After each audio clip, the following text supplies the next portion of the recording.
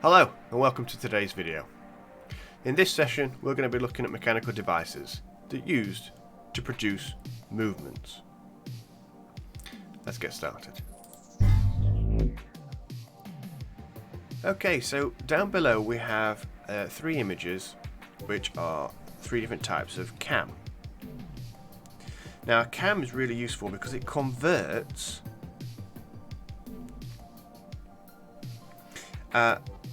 rotary motion into a reciprocation motion.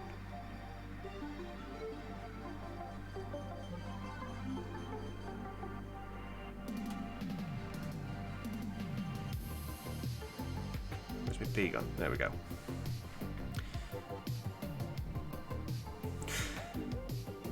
Now there are different types of outputs that are transmitted with these. That all depends on something called the follower, which is this little guy over here.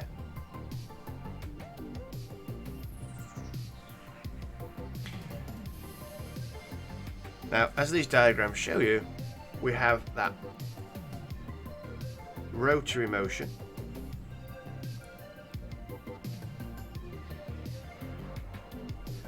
that gets converted into a reciprocating motion.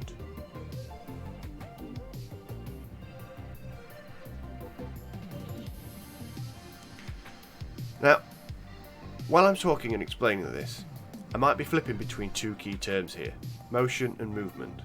They're essentially the same thing, just like an acronym that explains that they're doing the same job. But just in case you do, we're going to have movement slash motion. Because the reciprocating motion goes up and down or backwards and forwards. The reciprocating movement goes up and down or backwards and forwards. So just in case I flip between the two, they mean the same thing. Okay, so let's have a look at these cams in a little bit more detail. So the cam is the movement that goes in a rotary and it'll convert into that reciprocation. And over here we have different styles of cams that do different types of movements. So we have our pair cam. Now the pair cam is good because it has a motionless dwell for about half the cycle. What that basically means is that during that second, the half it rises and then it falls. So we've got this, let's do it wide. We've got this dwell part over here where we're dwelling all the way up here like this. And then when it gets to this part, we're going to cycle round quite quickly. So that's what we mean by that word dwell. It just sort of stays there for a while. So the follower will go up, and it will go up and stay up and dwell, and then go back down again. Our second type of cam, which we call the eccentric or circular,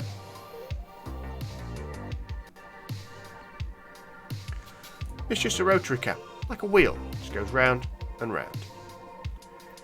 The circular gives a smooth, continuous movement or motion as the follower rises and falls. It just goes up and down, up and down, up and down. At no point, because it's circular, does it change, it just goes round and round. The exception, quite excitingly, is when it becomes an eccentric cam. Now the eccentric cam looks slightly different because of where it rotates.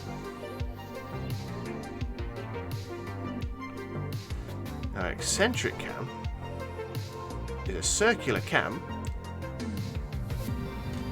but it rotates differently. So it'll wobble.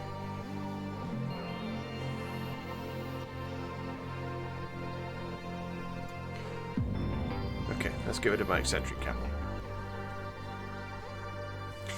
Thirdly, a pupil favourite. If we're ever designing any kind of automators, the device or the product that you could create using cams to make things move, our students always pick the snail drum, mainly because of how it's described.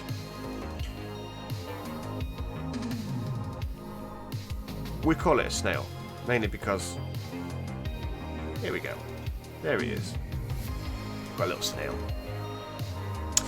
This one's one of our favourites, like I said before, mainly because it gives a slow rise and then a sudden drop as it rotates round.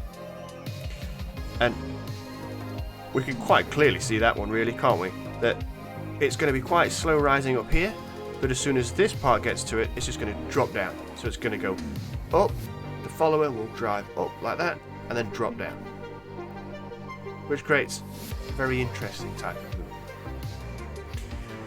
Okay, there are 3 different types of CAMS. We have pair, circular or eccentric, and our snail drop.